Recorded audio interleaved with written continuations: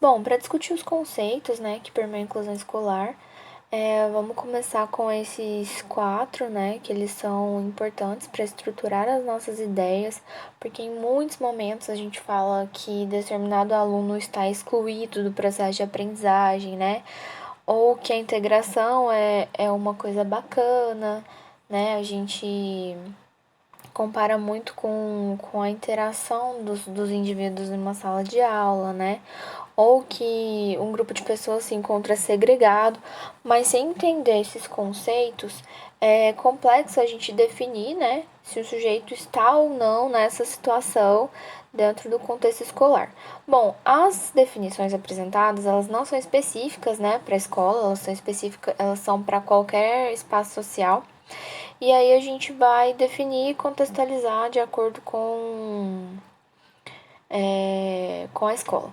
Bom, a exclusão ela é definida por o indivíduo ou grupo de indivíduos são privados de gozar dos direitos disponíveis para outros indivíduos da sociedade. Então, quando nós não temos nenhum sistema educacional disponível, ninguém se encontra excluído, né, de nada. Então, assim, de nada no que concerne a educação. Entretanto, a partir do momento que nós temos um sistema educacional disponível para algum grupo da sociedade, todos os outros grupos que não estão inseridos, né, ou que não podem se inserir nesse sistema educativo, eles estão excluídos. Então, por muito tempo, vários grupos sociais foram excluídos do modelo educacional vigente, né? Então, as pessoas com deficiência, elas nem podiam sair de casa, né? Elas não ocupavam nenhum espaço social. Isso ainda reflete na nossa sociedade, né? Por mais incluídos que essas pessoas estejam socialmente, ainda existe um processo de exclusão e segregação muito grande para com as pessoas com deficiência. Então, existem espaços que a gente não vai encontrar pessoas com deficiência, como, por exemplo, numa boate, né? Raramente a gente encontra uma pessoa com deficiência numa boate, numa festa. Os espaços que elas ocupam são as escolas, os bancos, né? Os shoppings numa quantidade um pouco menor, as igrejas, mas porque são espaços que assumem, né, que estão ali disponíveis para o acesso delas. Então existe uma acessibilidade na igreja, na escola, no shopping, no banco. Existe um painel nos shoppings, por exemplo, em Libras, né? Muitas vezes há painéis digitais para explicar onde a pessoa se encontra, né? Mas no cinema, por exemplo, existem diversos obstáculos para as pessoas com deficiência ocuparem. Então, existem alguns espaços sociais que ainda, né, as pessoas com necessidades especiais não ocupam. Bom, outros grupos sociais que também tiveram direito à educação negado historicamente, né, foram as pessoas negras, né, principalmente no período da escravidão e pós-abolição da escravidão no Brasil, por exemplo, as pessoas pretas elas não eram nem consideradas gente, né, então elas não acessavam a escola e não existia a mínima perspectiva de acesso. Depois da abolição da escravidão, ainda continua proibido, né, as pessoas negras de entrarem na escola ou de se matricularem. Então, muito tempo depois que a gente vai começar a ver a permissividade, né, de pessoas negras acessarem a escola, porém em classes diferentes, né? Então era um modelo segregado. Então, além de ter o direito negado, quando elas começam a acessar, não são nas mesmas salas de aula que as pessoas brancas ocupam, né? No próprio estado de Goiás, se a gente for refletir 30, 40 anos atrás, né? Quem acessava a educação eram as pessoas mais ricas e as pessoas mais pobres até poderiam ter acesso à educação, porém com algumas limitações, né? Então, grande parte da população pobre no estado de Goiás tinha o ensino fundamental fase um completo apenas, né? Então, nem o ensino fundamental completo era comum da gente perceber em pessoas de classes mais baixas. Nós, mulheres, por exemplo, também tivemos nosso direito ao acesso à educação negado por muito tempo, né? Então, mesmo depois de começar a acessar a escola, o nosso currículo era diferente, né? Porque as mulheres tinham que aprender outros ofícios, era uma educação voltada para finalidades diferentes, né? Das quais eram destinadas aos homens. Então, se defendeu até o início do século XX que as mulheres não tinham capacidade, né, para aprender conteúdos de ciências exatas, por exemplo.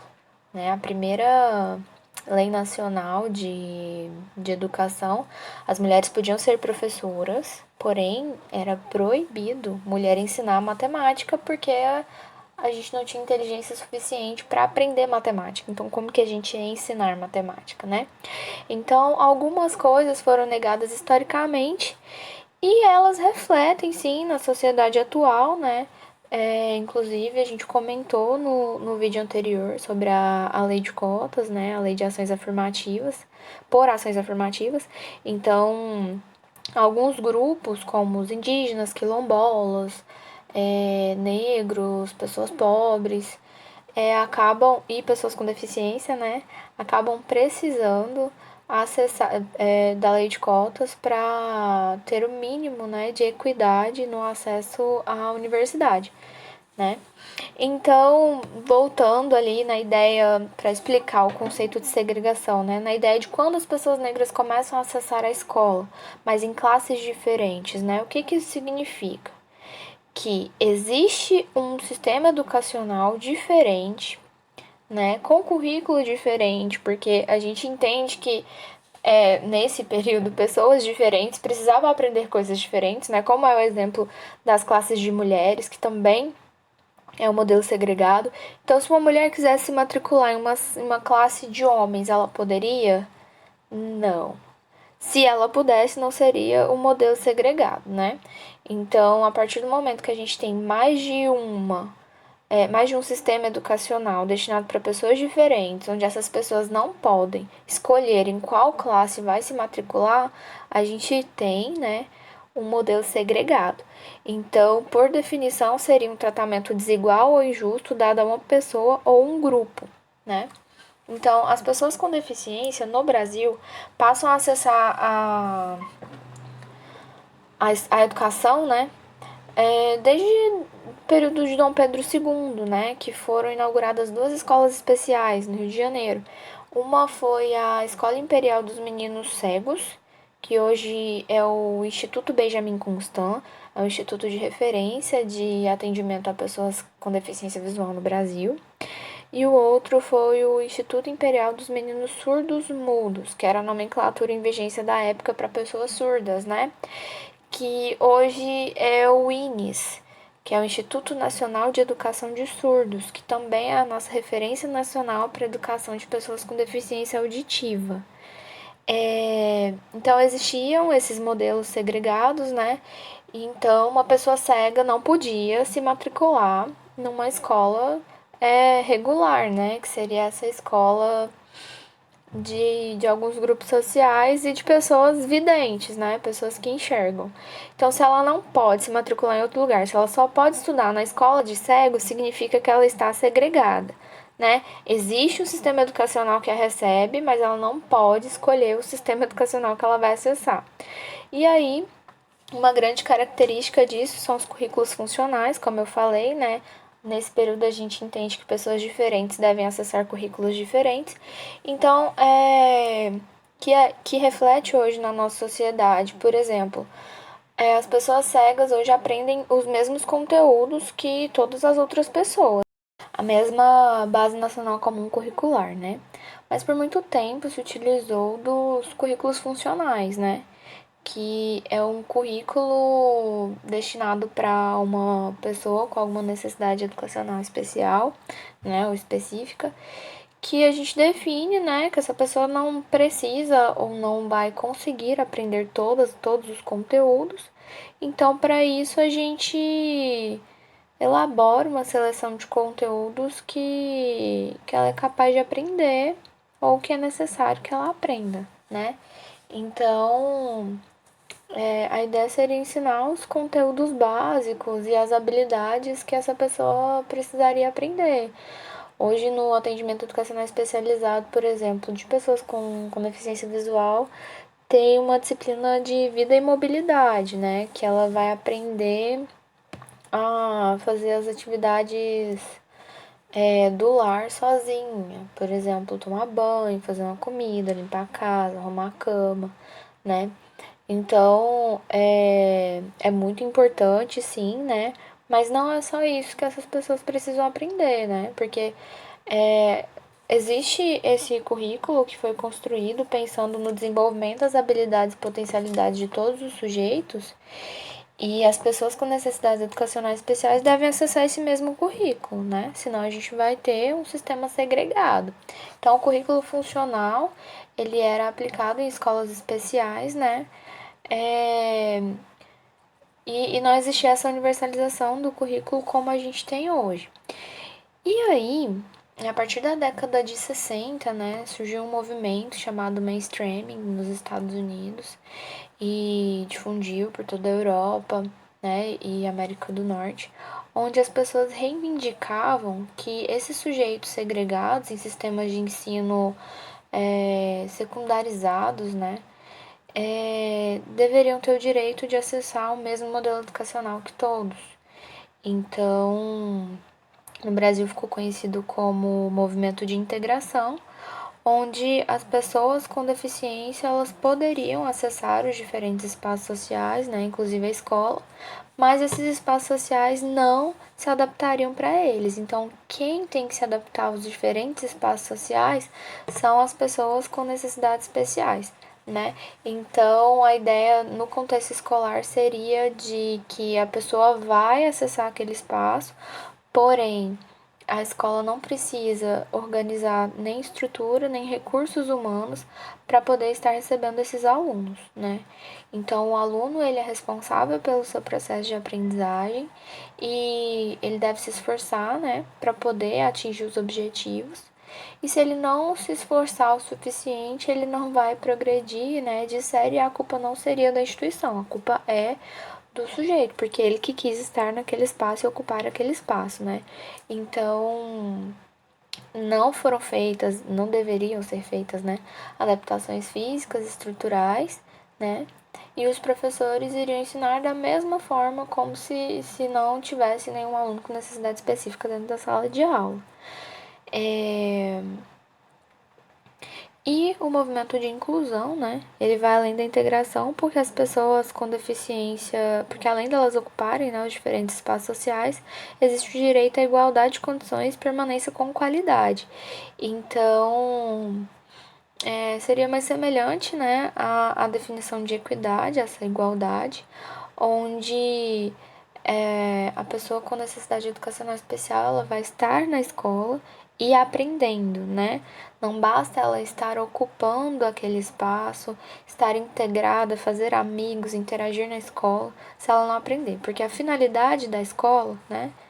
Além de interagir também, é aprender, né? Então, se o processo de ensino-aprendizagem não é efetivado, né? Se essa pessoa tá lá sem aprender, ela não está incluída, né? Então, a Mantoan, ela fala de uma educação de qualidade, né? Que a inclusão escolar, se ela acontecesse de verdade, se todas as pessoas aprendessem de verdade, não só as pessoas com deficiência, né? Porque a inclusão ela não se refere somente a pessoas com deficiência, né? Então, se a gente tivesse uma escola inclusiva, a gente teria de fato uma escola de qualidade. Como eu falei para vocês no vídeo anterior, né? Eu ia trazer uma definição de inclusão da Declaração de Salamanca, então eu vou ler ela para vocês, que seria: todas as crianças devem aprender juntas, independentemente de quaisquer dificuldades ou diferenças que possam ter. As escolas inclusivas devem reconhecer e responder às diversas necessidades de seus alunos, acomodando tanto estilos como ritmos diferentes de aprendizagem e assegurando uma educação de qualidade a todos, através de um currículo apropriado, organizações, modificações organizacionais, estratégias de ensino, uso de recursos e parcerias com a comunidade. Então, durante todo esse parágrafo, a gente não vê em nenhum momento o termo pessoa com deficiência ou pessoa com necessidade educacional especial. Por quê? Porque a educação inclusiva ela não faz referência a esses sujeitos. A educação inclusiva ela se refere a todo mundo. Então não preciso ter pessoas com necessidades educacionais especiais dentro de uma sala de aula para eu trabalhar numa perspectiva inclusiva. Uma sala de aula inclusiva é uma sala de aula onde o professor consegue ensinar para todos os alunos, sem invisibilizar nenhum deles, né? Tem professores que reclamam, mas eu vou precisar fazer um plano de aula para 19 alunos, mais um aluno com deficiência, né? Não, você vai ter que fazer um plano de aula para 20 alunos, porque são os 20 alunos matriculados naquela turma e a responsabilidade do professor regente é atender todos, né? E dar condições de aprendizagem com qualidade para todos. Mas é responsabilidade só do professor regente? Não, mas também é responsabilidade do professor regente, né? E aí a gente vai falar dos outros sujeitos envolvidos na inclusão escolar. Bom, o termo educação especial para a OMS, ele se refere à oportunidade escolar para portadores de necessidades educativas especiais, cegos ou com deficiência visual, surdos ou com deficiência auditiva, superdotados, paralisados cerebrais, deficientes físico-motores, deficientes mentais, pessoas com transtornos globais de desenvolvimento. Bom, o termo portadores ele tá em aspas, né? Porque a gente não usa mais o termo portadores, a gente usa hoje a sigla PCD, que é pessoa com deficiência, né? E antes era PNE, portadores de necessidades especiais. Então, o P que a gente utiliza hoje, ele é de pessoa, né? A gente traz o sujeito antes da necessidade especial, a gente traz o sujeito antes da deficiência dele, né? Entendendo que existe alguém ali com aquela necessidade especial. Bom, a educação especial, diferente da educação inclusiva, ela é destinada a um grupo de pessoas. Então, enquanto a educação inclusiva é para todos, a educação especial tem grupos específicos, né, para atender. E elas não são substitutivas. Então, uma corrobora com a outra, né? E aí, a serviço da educação especial, a gente tem o atendimento educacional especializado, que apesar de ter sido citado na LDB de 1996, né, que fala do direito da pessoa com necessidade. Lá na LDB está escrito portador. Então, do portador de necessidades especiais, de ter o atendimento educacional especializado, né, mas ela não define o que é esse atendimento educacional especializado. Então, em 2008, foi promulgado o Decreto 6.571 e define o atendimento educacional especializado como conjunto de atividades de recursos de acessibilidade, recursos de acessibilidade e pedagógicos organizados institucionalmente, prestados de forma complementar ou suplementar à formação de alunos no ensino regular. Então, o que seria esse conjunto de atividades prestado de forma complementar? O complementar, etimologicamente falando, vem de complemento, né? Então, o que seria isso? Eu tenho um currículo, né, que é ensinado na escola e o aluno vai lá no período que ele está matriculado, por exemplo, no turno matutino, e aprende as 4 operações, né, na aula de matemática. E aí ele volta à tarde no contraturno para o atendimento educacional especializado, onde ele vai aprender as 4 operações também, o mesmo conteúdo curricular.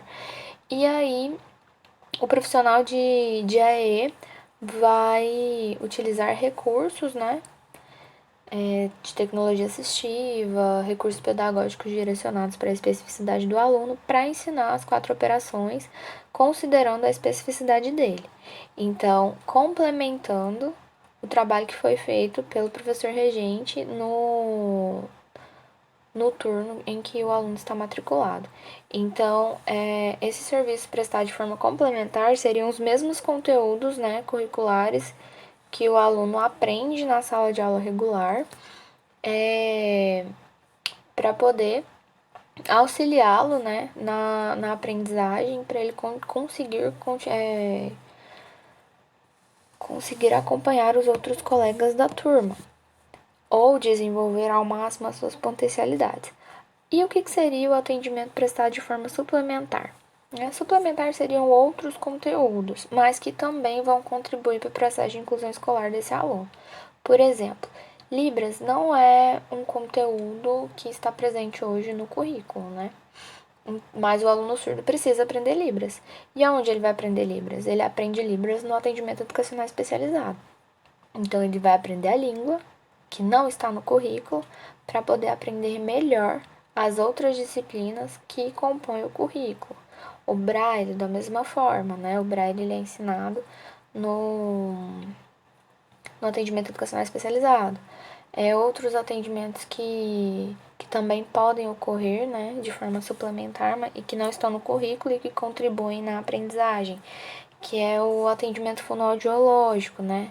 Pessoas com surdez em graus mais leves, né, mais brandos, que precisam ser oralizados. Eles são oralizados no atendimento educacional especializado de fonoaudiologia, ou pessoas com deficiência intelectual que não conseguem aprender a falar de forma espontânea, mas que podem aprender a falar com o atendimento fonoaudiológico, pode auxiliar no processo de alfabetização.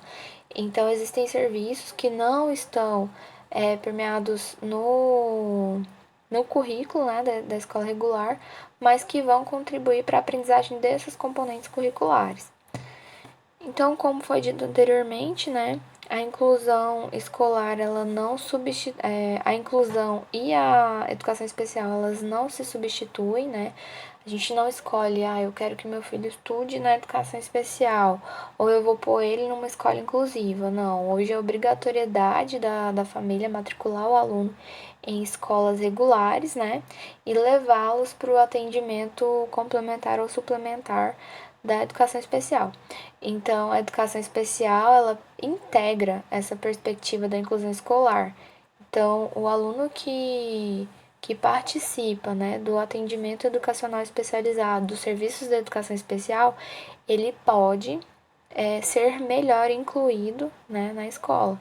Então, a educação especial, ela promove o atendimento às necessidades educacionais dos alunos, né, em situação de deficiência, transtornos globais de desenvolvimento e de altas habilidades de superdotação.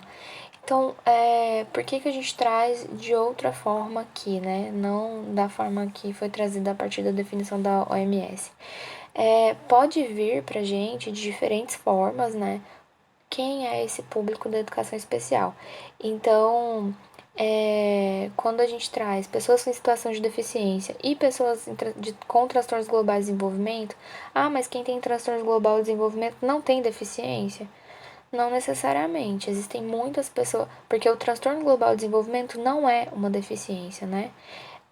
O aluno com transtorno global de desenvolvimento, ele pode ter uma inteligência na média ou acima da média ou abaixo da média. E não se ele tiver uma deficiência intelectual, ele tem uma comorbidade. Então, por exemplo, um aluno autista com deficiência intelectual. Então, ele tem as duas coisas. Ele tem um transtorno global de desenvolvimento e ele tem uma deficiência. Ou ele pode ter autismo e ter altas habilidades de superdotação. Então, ele pode ser uma pessoa autista e estar em situação de eficiência, que seria a ideia de um QI acima da média, né? Além das outras características das altas habilidades de superdotação que nós vamos discutir no atendimento educacional especializado. E aí, para fechar, né, a ideia do slide, né, nas escolas comuns, além do ensino regular. Bom, lá na LDB já fala que a educação especial ela deve ser oferecida preferencialmente na rede regular de ensino, mas ela também pode ser oferecida em outros espaços, né, como no Centro de Atendimento Educacional Especializado, que são os CAEs, nos centros de educação especial, né, a gente tem vários centros de referência, como o INES e o Instituto Benjamin Constant nacionalmente falando, né, no estado de Goiás a gente tem o Núcleo de Altas Habilidades por Dotação para atendimento de pessoas com altas habilidades, o SEBRAVE, que é um centro de educação de pessoas com deficiência visual, um centro de apoio. Nós temos a Pestalozzi, tem o SEAD, e várias outras instituições de referência que fazem atendimento, né, a pessoas com necessidades educativas especiais. Bom, em síntese, né, a definição aqui de atendimento educacional especializado seria que é um atendimento realizado especificamente para alunos com necessidades educacionais especiais, né, os grupos que a gente citou anteriormente. As práticas são voltadas para a especificidade com o intuito de contribuir para a aprendizagem do aluno especial. Não substitui o ensino regular, a intenção é complementá-lo ou suplementá-lo. No contraturno ou em outros momentos, dependendo do referencial teórico, né? A gente aqui assume a Mantuan como referencial teórico, mas tem outros autores, como a professora Vanessa Santana Dalladea, ela acredita que o AEE pode acontecer sim, no mesmo horário das aulas, de forma concomitante, né? Dentro da mesma sala de aula, para alunos com alto comprometimento, né, que talvez possam não aproveitar muito os conteúdos ensinados pela professora regente, mas que precisam da interação, né, com os outros sujeitos da sala de aula.